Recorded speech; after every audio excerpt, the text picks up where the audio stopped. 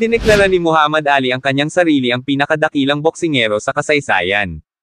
Si Muhammad Ali ay tinitingnan ng marami bilang ang pinakadakila sa lahat ng panahon.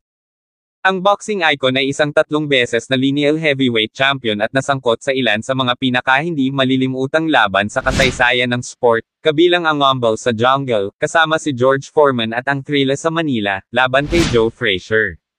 Sa kabila ng mga parangal na iyon, isa pa sa mga dating kalaban ni Ali ang naniniwala na dapat siya ang tinitingnan bilang pinakadakila kailanman, sa halip na si Ali.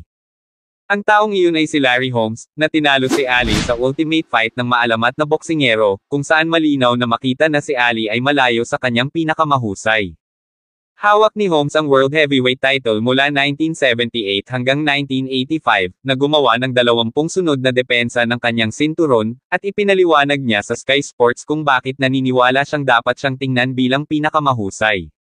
Sinabi ng lahat na ako ay isang kopya lamang ni Muhammad Ali, dahil lamang sa iniidolo ko ang kanilang tao, siya ay not a man, gumalaw at mukhang maganda, gusto ko ang kanyang estilo, kinopya ko ang ilan sa kanyang mga estilo, kanyang mga jab at galaw at kung ano pa at ako pinagbuti ito. Hindi ko makuha ang pagkilala na dapat kong makuha, tulad ng isang Mike Tyson.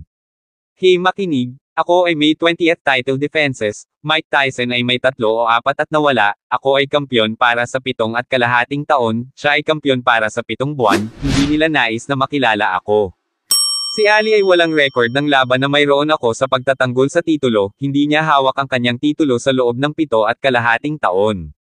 Bakit hindi ako magkasya sa kahon na iyon? Bakit kailangang si Muhammad Ali ang pinakadakila? Masasabi niyang siya ang pinakadakila, masasabi mong siya ang pinakadakila, ngunit iba ang alam ko, ako ang pinakadakila.